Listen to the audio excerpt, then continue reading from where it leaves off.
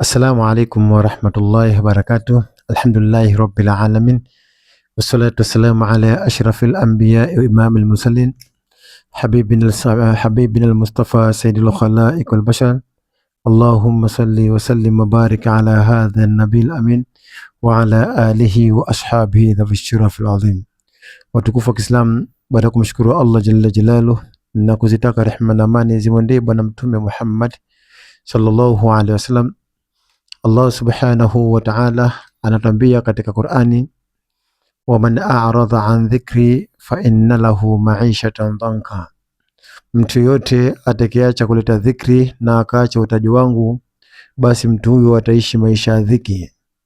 Sasa ili usiishi maisha ya dhiki, lazima ulete adhkar, lazima ulete dhikri, na ili dhikri zako na adhkari zako zikubaliwe kwa Allah subhanahu wa ta'ala, basi ni lazima ujieke sana karibu na Allah subhanahu wa ta'ala. Tunajua katika hadithi kwamba mja anakuwa karibu na Allah pale anapokuwa katika sijida, lakini pia kuna dua mbalimbali ambazo ukizisoma basi unakuwa karibu sana na Allah subhanahu wa ta'ala.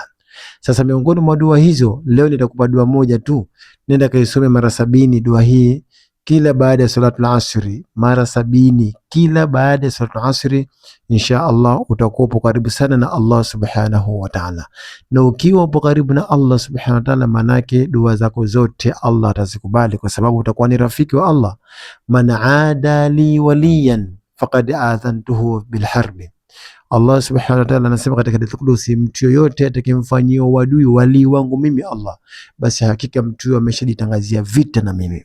Kwa ili ujitangazie vita na Allah, basi mfanyie wadui wali wa Allah subhanahu wa ta'ala. Sasa leo nitakupa dua hii, kaisome mara 70 kila siku baada ya salatul asr, ili uwe karibu na Allah, ili uwe wali wa Allah subhanahu wa ta'ala. Insha dua inasema hivi: Allahumma anta ilahu man fis samai wa ilahu man fil ardi la ilaha fihima ghayruka. Narudia tena, Allahumma anta ilahu man fis samai wa ilahu man fil ardi la ilaha fihima ghayruka. Narudia tena mara 3, iandike katika daftari lako. Dua inasema Allahumma anta ilahu man fis samai wa ilahu man fil ardi la ilaha fihima ghayruka. Tafsiri yake ni Allahumma, e Mola wangu, anta ilahu, we ni Mola, man fis samai, ya viumbe wote waliokuwa katika mbingu, wa ilahu, na we ni Mola, man fil ardi, ya Mola wa viumbe wote waliokuwa katika mgongo wa ardhi, la ilaha fihima ghairuka, hakuna Mola mwingine katika mbingu wala katika ardhi isipokuwa wewe.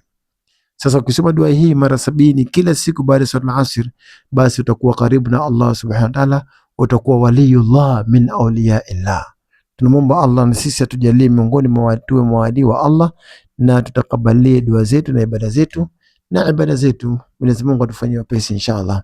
Ikiwa bado hujajiunga na grupu langu la WhatsApp, basi nitumie SMS kwa namba zangu za WhatsApp zapo, ili upate madini kama haya katika grupu langu la WhatsApp inshallah. Mwenyezi Mungu atufanyie wepesi, na tukutane katika vipindi vinavyokuja mbele. Wassalamu alaikum wa rahmatullahi wa barakatuh.